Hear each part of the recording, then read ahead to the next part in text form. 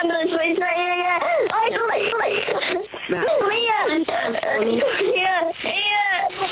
I can't see where it's going. It will do, don't worry. Calm down for me. It's coming. Please send the bus to me. I'm not going anywhere, but I need you to calm down. I need you to be able to tell the paramedics if it's anything, you can tell them, but you stay calm. Paramedics are immediately dispatched to the scene.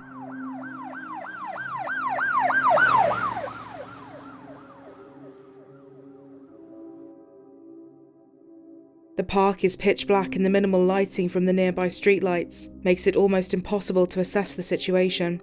Both victims have sustained life-threatening injuries and have been left for dead. The attack is so severe, emergency services have trouble differentiating whether or not the victims were male or female. The police quickly arrive on scene and need to work out who the pair are. A search of one of the victims' pockets reveals documentation showing him to be a young man called Robert Maltby. This documentation also provides officers with an address for him. They still don't know who the other person is.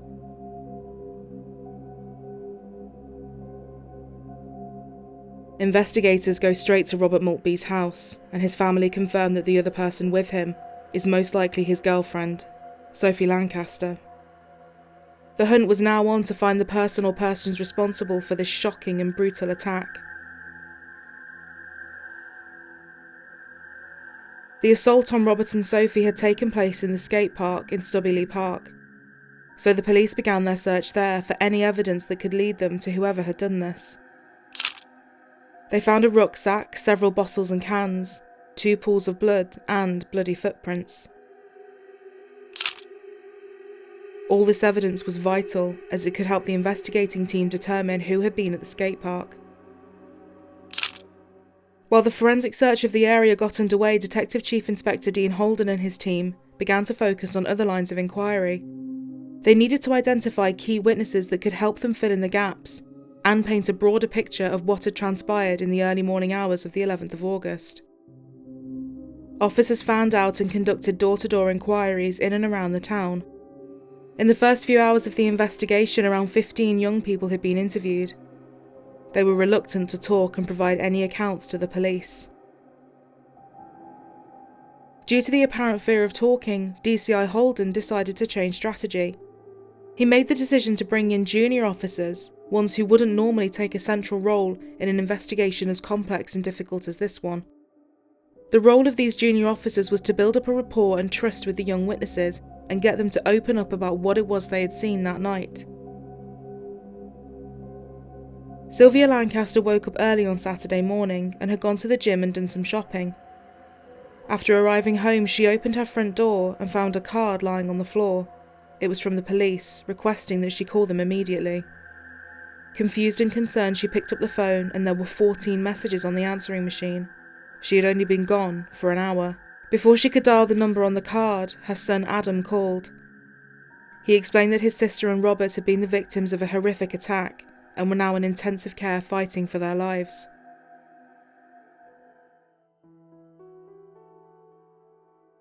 Adam and Sylvia went straight to Rochdale Infirmary. When they entered the intensive care unit, they saw their beloved Sophie. A big chunk of her hair had been pulled out and she had been kicked repeatedly in the head and body. News of the attack had also spread to the local community.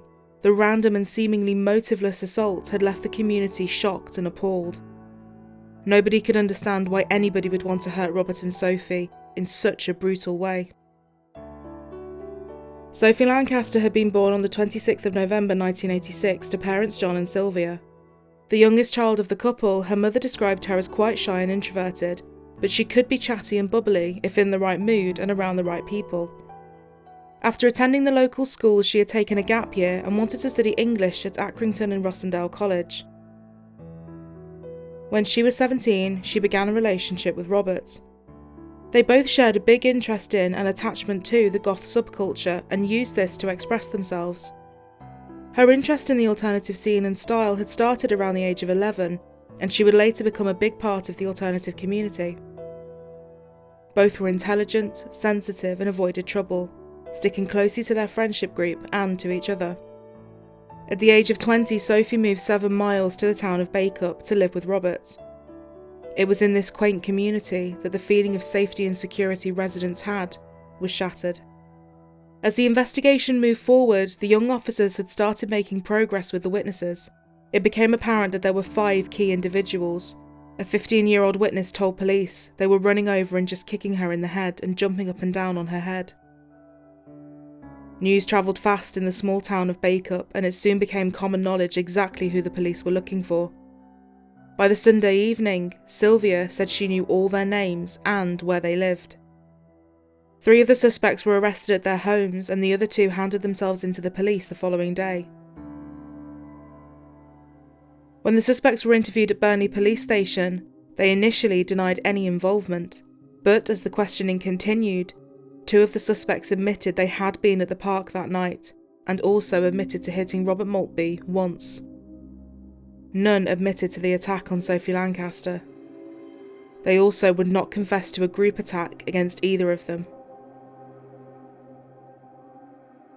It soon came to light that 2 of the suspects, 16-year-old Ryan Herbert and 15-year-old Brendan Harris, had a history of violence. In a previous incident, they had kicked and punched somebody to the ground, which luckily didn't result in any major injuries.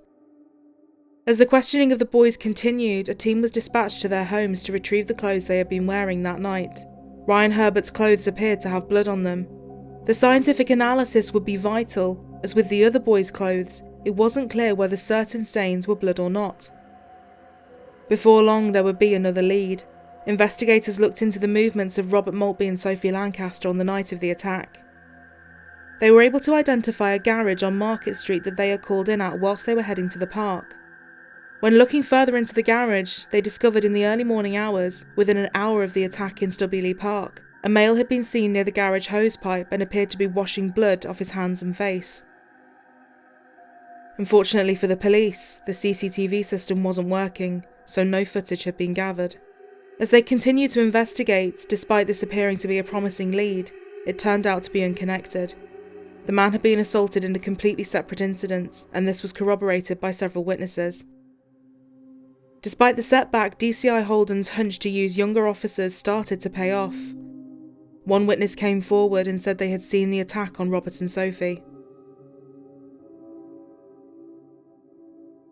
One day after the attack on Sunday the 12th of August, all 5 boys, Ryan Herbert, Brendan Harris, Joseph Hulme, Daniel Hulme, and Daniel Mallet, all aged 15 and 16, were charged with grievous bodily harm with intent for the assault on Robert Maltby. Due to insufficient evidence at the time, they weren't charged with the attack on Sophie Lancaster. But as it happened straight after the attack on Robert, officers were relatively satisfied that either the whole group or a few individuals from it had attacked Sophie. As they had no history of violence, the other 3 suspects were released on bail. Ryan Herbert and Brendan Harris were remanded in custody at a Young Offenders Institute. In the first week since the attack, it was hoped that Sophie and Robert would recover. Whilst Robert began to show signs of improvement and would later come out of his coma, Sophie's condition was significantly worse. She was suffering from brain damage and her prognosis wasn't good. DCI Holden decided that in order to gather more evidence about the extent of her injuries, he needed to use a new technique. He had a forensic pathologist visit her while she was in the intensive care unit. The medical practitioners who were looking after her could give their expert advice on what the injuries were, and the pathologist could give advice on how the injuries had been caused. DCI Holden wanted to ensure that the full extent of her injuries was known before they began to heal, thus giving the pathologist a chance to give their opinion on how they had been sustained. The pathologist concluded that the head injuries Sophie had sustained had come from being kicked by more than one person. Based on the forensic evidence and the testimony of the witness, the police now had enough to charge for the assault on Sophie Lancaster. All 5 boys were brought back into custody.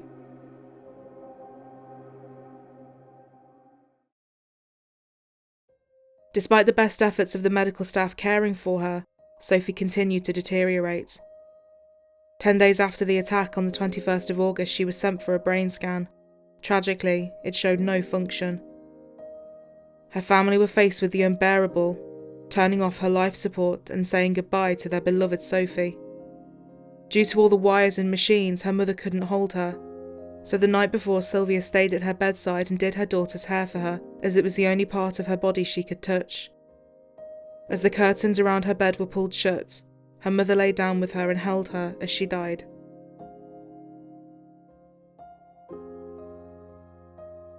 Sophie succumbing to her injuries meant this was no longer an assault investigation. This was a major murder inquiry. DCI Holden and his team were determined to get justice for her and Robert.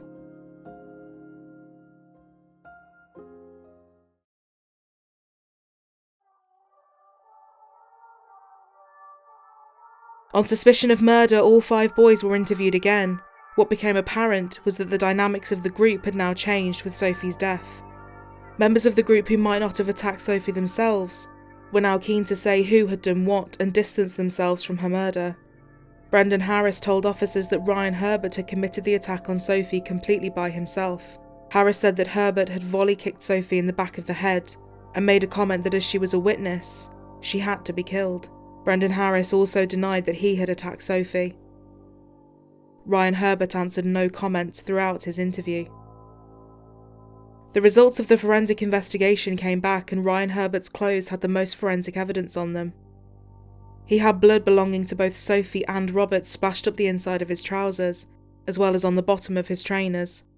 The forensic scientists concluded that this blood could have only got onto his clothes and shoes if he was either walking in a pool of blood, or more likely, stomping on the victims while they were bleeding profusely. The prime suspect for Sophie's murder was Herbert. While he was in custody at Lancaster Young Offenders Institute, his phone calls were monitored. He called his mother and she told him that although Sophie had died, he had nothing to worry about if he wasn't involved. Herbert responded, "Well, I was." DCI Holden's team had to make a formal application to the prison service to allow them to use this call as evidence at a potential trial. The police bugged the van that Herbert and Harris were travelling in from the Young Offenders Institute. During the conversation in the back of the van, Herbert made reference to kicking Sophie Lancaster like a football. This matched with the findings of the pathologist, who argued that the injuries had been sustained from being severely kicked in the head, alongside the witness statements. Although Herbert had taken a central role, police believed that all 5 boys had played a role in the attack and so bared an equal responsibility for what had happened. If they could prove joint enterprise, whether or not every single boy had physically attacked her wouldn't matter.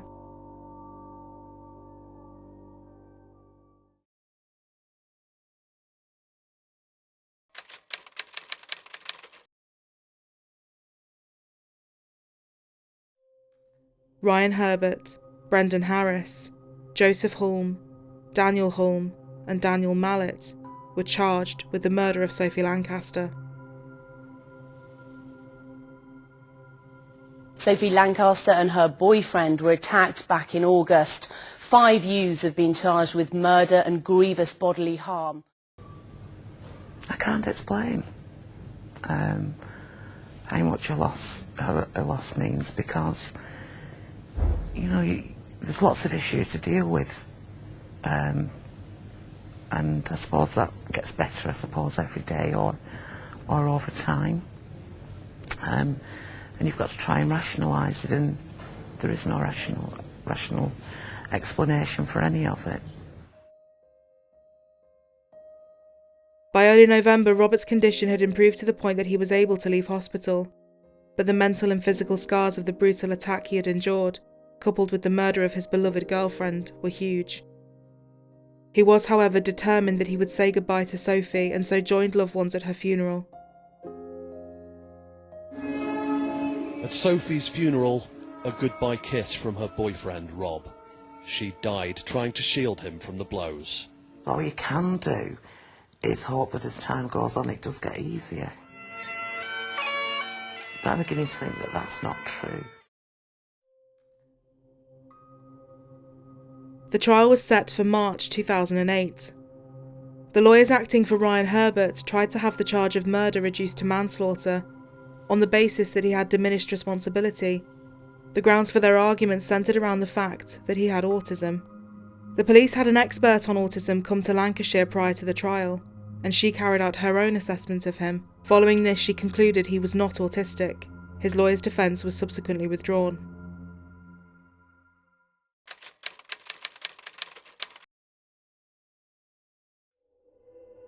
The trial began at Preston Crown Court. When it came to the charge of grievous bodily harm with intent against Robert Maltby, all 5 boys entered a plea of guilty. On the first day of the arguments, a shocking twist came. Brian Herbert admitted to killing Sophie Lancaster.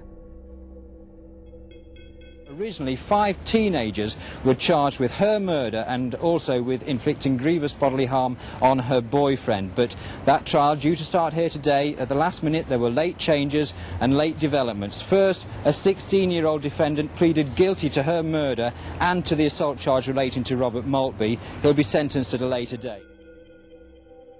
Following this, the police and Crown Prosecution Service made the difficult decision to withdraw the murder charge against 3 of the boys.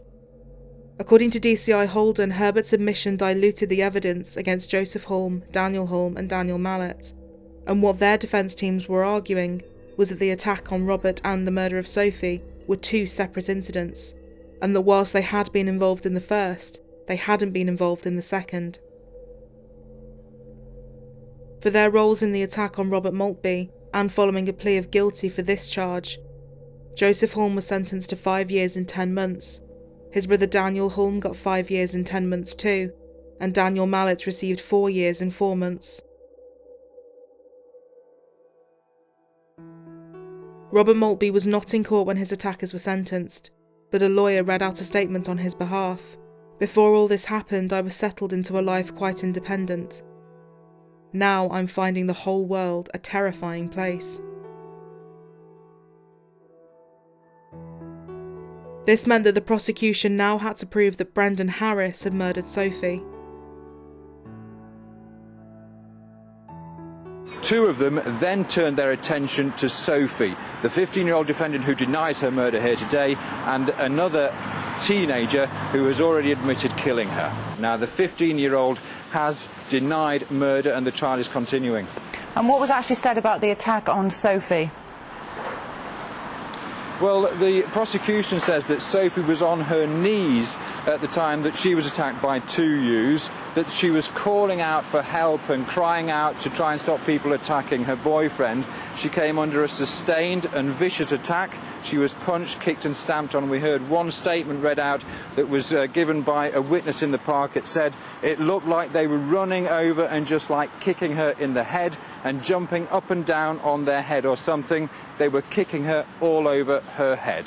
Now, we've also heard that ambulance men who arrived at the scene couldn't actually tell the sex initially of the casualties because their injuries were so bad. Robert pulled through. Sophie died 14 days later after the attack. Well, our chief reporter Dave Guest has been following today's evidence at Preston Crown Court, from where he joins us now. What involvement did the boy say he had in those events on August the 11th last year, Dave? Well, the 15-year-old admits that he was in Stubberley Park on that fateful August night when Sophie Lancaster was kicked and punched to death. He admits punching Sophie's boyfriend, Robert Maltby, in the face once, but says he never laid so much as a finger on Sophie. He says it was a 16-year-old who attacked Sophie and killed her. Now, that 16-year-old has already admitted Sophie's murder, but the prosecutors here at Preston say this was a joint enterprise between the 16-year-old and the 15-year-old who's currently on trial. He, of course, denies the charge of murder that's laid against him. Did the 15-year-old explain why he hit Robert Maltby?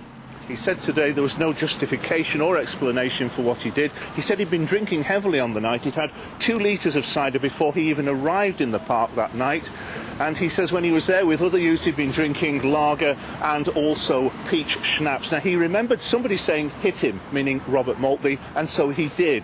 He says Robert laughed after being punched and then others joined the attack. He said at that point he withdrew and he saw the 16-year-old kicking Sophie as she was on the floor trying to protect her injured boyfriend. It would soon become clearer, and the police and prosecutors were eventually able to piece together what they believed had happened that night. Sophie and Robert had been at a friend's house on the outskirts of Bacup, and they had had some drinks as the night had progressed. They left at around 11:40 p.m. and set off on foot to head back to their home in Bacup town centre. They made a slight diversion and went to the garage on Market Street to buy some cigarettes. It was here that they were seen by a group of young girls who were interested in their alternative style. After striking up a friendly conversation and talking, they agreed to join the girls at a second location on Park Road, yards away from the entrance to Stubby Park. Before long, they decided to head to the skate park. When they got there, the 5 suspects were already there. While Robert and Sophie were getting on very well with the group of girls, the group of boys, in reference to Robert, made comments like, "Let's batter him." Brendan Harris stepped forward and punched Robert in the face, before the other boys joined in and proceeded to kick him to the ground. As the attack escalated, the other people in the park fled. Sophie went to hold her boyfriend after he had been savagely kicked about the head. It was then that Harris and Herbert went on to attack Sophie Lancaster. What was not clear was why. Why had this group of boys targeted a young couple who were just going about their business?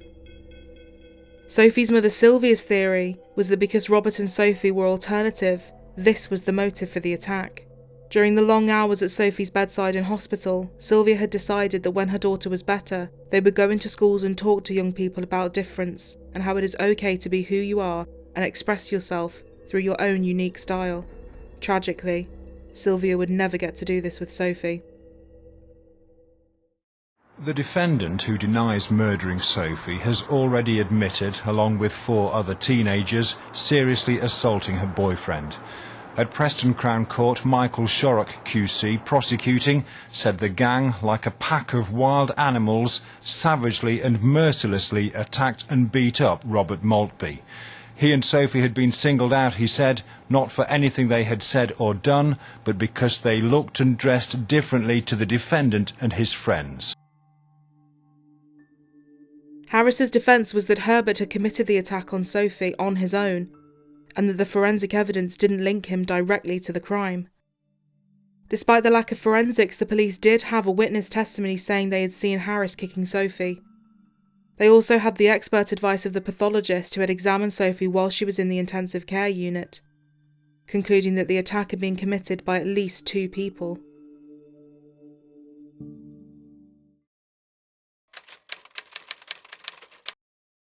The jury had reached their verdict. Brendan Harris was found guilty of the murder of Sophie Lancaster, a crime that Ryan Herbert had already admitted to. The following day, Ryan Herbert and Brendan Harris were sentenced. Brendan Harris was sentenced to life in prison with a minimum term of 18 years that he must serve before he can be considered for parole. Ryan Herbert received life in prison with a minimum term of 16 years and 3 months. His sentence would later be reduced by 9 months following an appeal, arguing that a big enough reduction had not been given following his guilty plea. In February 2020, it was announced the following progress he had made in prison. Ryan Herbert's minimum jail term had been reduced by a year. Ryan Herbert pleaded guilty to Sophie's murder at the beginning of the court trial. This is him singing in a rap video as part of a youth project. He was 15 at the time of the attack. Today, his friend Brendan Harris, who was 15 as well, was also found guilty by the jury. After the verdict, police criticised his mother. She was laughing during virtually all the proceedings of the arrest for murder, didn't take it seriously, and that obviously reflected in the behaviour of her son, whose just conduct is just ignorant and arrogant and cowardly. Following the sentencing, Sylvia gave a statement outside the court. "I stand outside this house of justice, not as Sophie's mother, but as her voice that was cruelly silenced in a single, mindless act. I hope, therefore, that, as a society, we can use what has happened to reflect on where we are going and what changes we need to make to prevent others suffering in this way." Detective Superintendent Mick Gradwell of Lancashire Police said it was one of the most violent murders he had come across in his entire career. "I do not think Herbert and Harris have recognised how violent the attack was. They have just done it without thinking, but they seem to have enjoyed it and carried on remorselessly kicking at 2 very defenceless people who were unable to protect themselves because of the level of violence inflicted upon them. I am very critical of some of the parents involved. I really don't think they have taken completely seriously how repulsive this incident was." In 2017, Robert Maltby gave his first full-length interview since the attack. Following Sophie's funeral, his mental health declined and he became reclusive.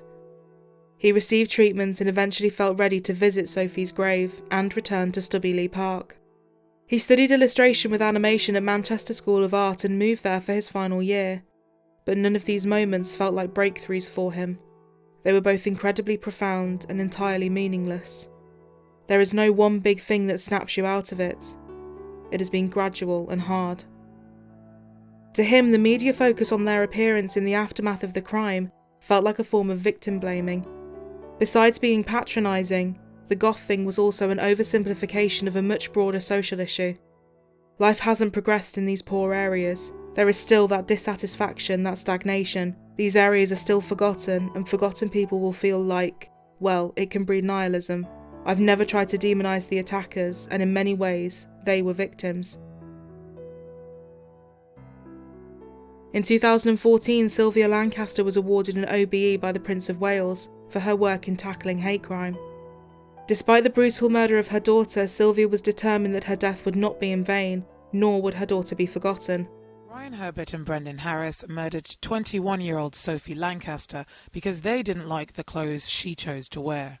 Moved by the senselessness of Sophie's death, 7,126 people have undersigned a petition to the Prime Minister to add crimes committed on the basis of a person's appearance or subculture to the existing list of hate crimes. Intolerance seems to breed intolerance. Because of their experiences, many victims of prejudice carry around their own negative stereotypes about the kind of people they think will treat them badly. Sophie's law won't solve the problem of prejudice, but it offers a starting point in tackling the discrimination faced by those who, like her, were proud to be different. Georgia Calvin-Smith, Channel M News. A charity was set up called the Sophie Lancaster Foundation, aimed at eliminating discrimination against people from alternative subcultures. The charity works to promote tolerance and acceptance for others. The Foundation's mission is to eradicate prejudice, hatred and intolerance. A fitting tribute to the intelligent, sensitive and kind-hearted Sophie Lancaster. If you would like to know more about the work of the Sophie Lancaster Foundation, I have left links in the description box below.